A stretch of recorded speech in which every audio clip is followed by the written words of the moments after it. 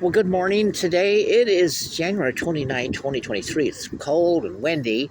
And one of my friends here, he happens to be homeless. And I want to ask you some questions from an inside and outside perspective.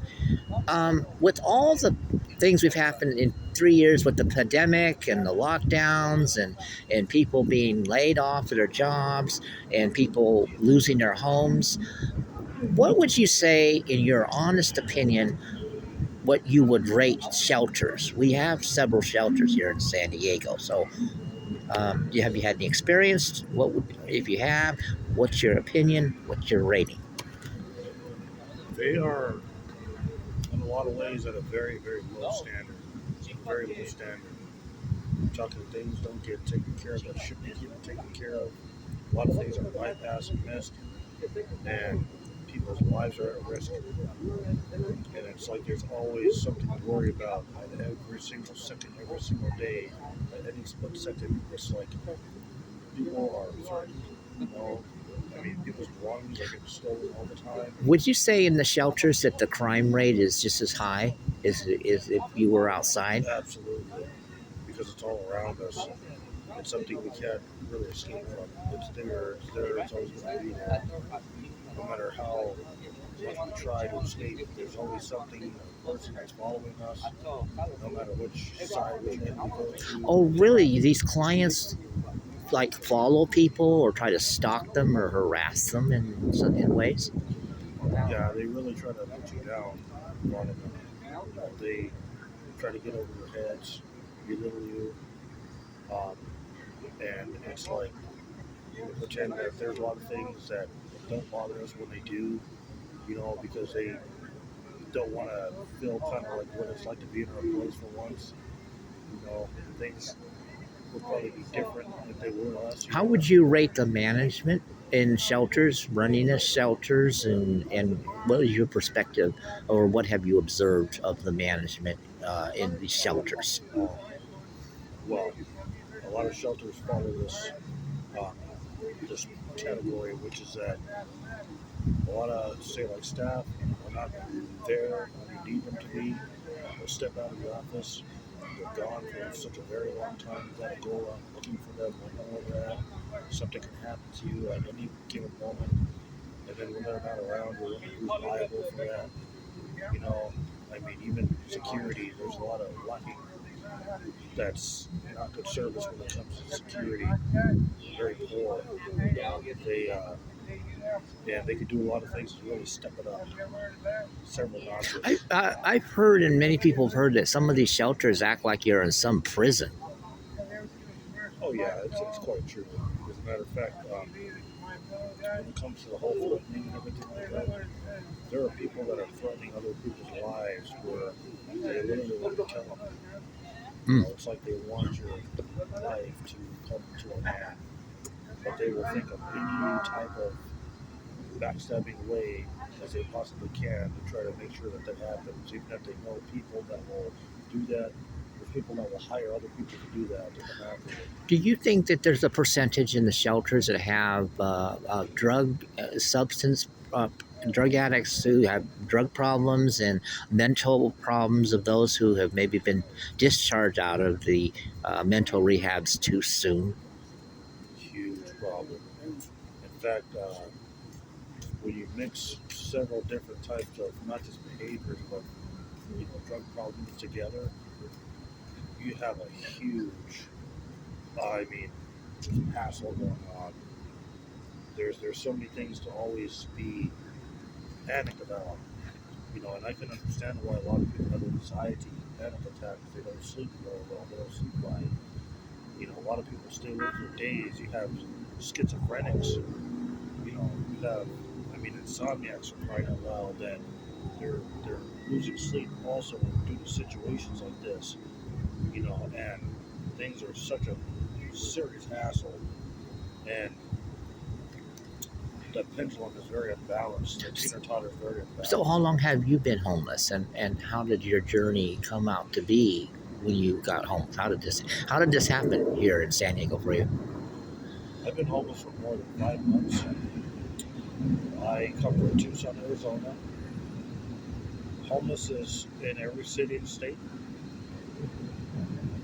Coming to San Diego, I noticed that the homeless is beyond the thousands, and there's people that have been out here that have died out here, children that have gotten raped, stabbed, every single thing that had happened to somebody.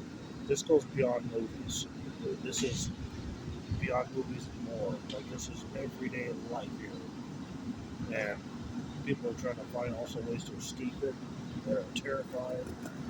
I mean, there's people that have committed suicide to try to get out of something, and you know, I hate to say it, but many people have literally not been homeless long out here, but have died very quickly out here.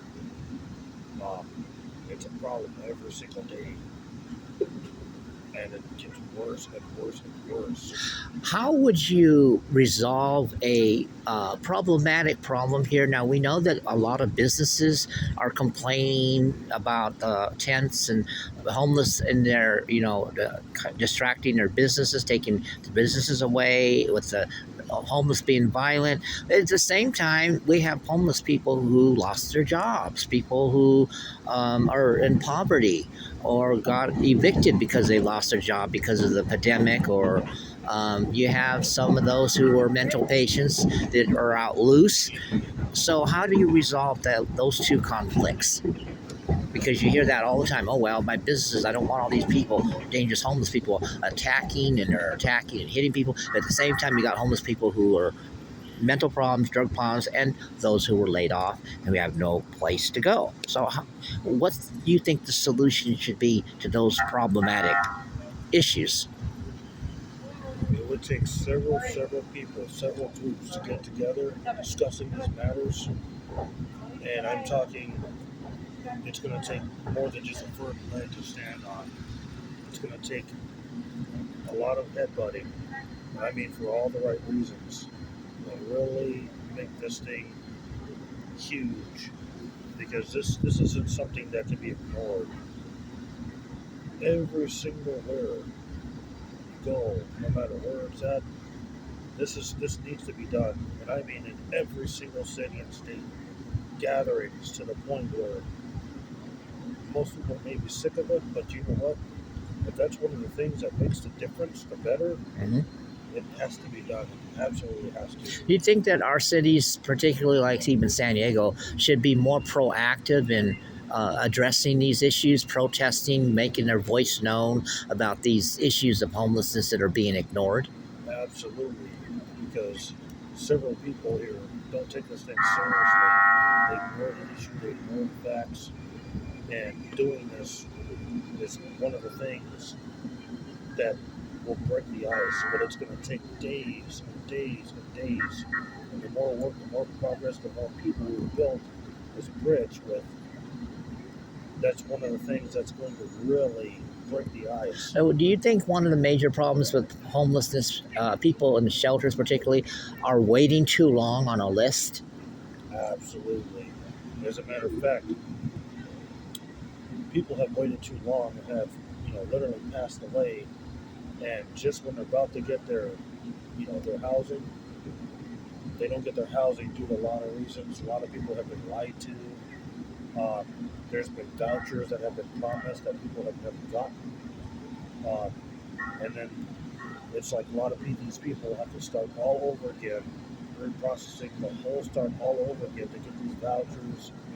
And there's people that have gotten false information by the wrong people. So it's a problem. It takes so very, Do very you long. know any programs that have a timeline that give people an idea? For example, that say you're going to be in this list for a certain length of time, then you'll go into housing a certain length of time or transitional housing. Do you know any sources of that are available so people don't have to just sit there and wait on the list? I like to mention to people, there's a place called NAMI, NAMI, NAMI of San Diego. Mm-hmm. There's several different things that this place provides, such as housing, vouchers, doctors, appointments for lawyers, if you need dental, vision. Everything is within this package. Uh, and they have literally, it's been a blessing for what they've done for several people. Yeah, because one of the clients have said that I guess they met you and you referred them to NAMI, and they are in a program that's given them like a timeline how long to wait or when to go in. Is this true? It really is, and that's one of the beauties about NAMI is that when people go there, getting in, you fill out a packet to become a member to this place. But once you fill that packet out, there's access to several different benefits, which is very extensive, in fact. And once that happens,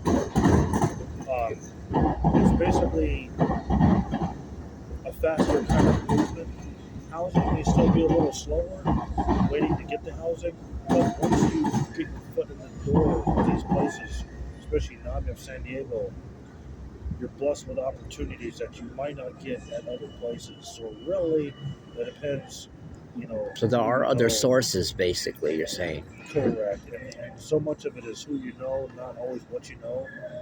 Um, and a lot of times, who you know, especially when they've got that experience and it has been beneficial, true experience, that experience bounces off from one person to another. Yeah, because this client apparently has said that they went there and they were about to leave, and I guess you introduced them to one of the managers. Oh yes, it was one of the best things possible because the timing also was just right. I felt it, and I knew it was time to take action on it. And boy, let me say, it was one of the best things that I did for this person because it changed something so very fast. In fact, it changed something in less than 20 minutes. Oh my goodness, that Yes, quick! yes. Wow. And that was also because it was the right person to address this person to, introduce that person to. That really got things moving. In fact, this person got so quickly going with transitional housing, especially waiting for housing, that it would take months, possibly even years, to get that sort of thing in a shelter. Oh my goodness! Yes. Wow. And last question is now, what's your next step and goal? Then, since you are on a waiting list and you're kind of like waiting, what are your other options and what are your next steps for yourself that you want to do? Definitely keep my mind very wide open, especially with other programs like this program, because sometimes I learned that it's not always best to just settle for one thing in case something hits the fan. But it's always so best to be very, very open minded and keep a very wide range of mind to places that say do the same thing because you never know who you're going to meet. Um, and sometimes the timing might be right unexpectedly where it will be the best time. So, do you think since you're in the shelter temporarily now, do you see yourself maybe in a few months or so, or by spring, out and into another option, rather than waiting in this shelter? I'd like to hope so, yes. And have you considered other options, maybe going into a voucher or another motel or another something while you're waiting to go into the permanent housing? Yes, because I also feel that, especially for many, that's the best way possible, especially to go for what it is that we really trying to do. So, where should we? That last most important question: where should we all start as a community? What must we do? What should we start doing now on the way of the process of change as a community? What should we first start out with? Sure, sure. It's very important to have questions ready for people, um, such as people that are very, very serious about housing, even at their lowest, but the energy level, such as you and I, we have to make sure we pass that around. And I do mean pass it around to a few people, turns into a number of people to where it's bigger than our heads, and that's what it takes. Good. So, last of all, excuse from all the questions, but it's important. So, are you willing to let this interview be a pass of information to the community? So, the more people know this of what you've spoken, the more it will get around. People will know the knowledge, then people start taking action, passing it on to the next, and then before you know it, we have like a paradigm. People are already passing the knowledge, and then going to the next step where we start trying to enforce change through marching or protesting, flyers, communication. There's so many things that we can do as a community. Sure, yes, most definitely. Well, thank you so much for answering the questions today, and may God be with you. That God will give you the strength to endure and move on to your changes that you and goals of going back to housing. Because I know most every person homeless wants to be back in their own home. Yes, thank you. And I wish you the same.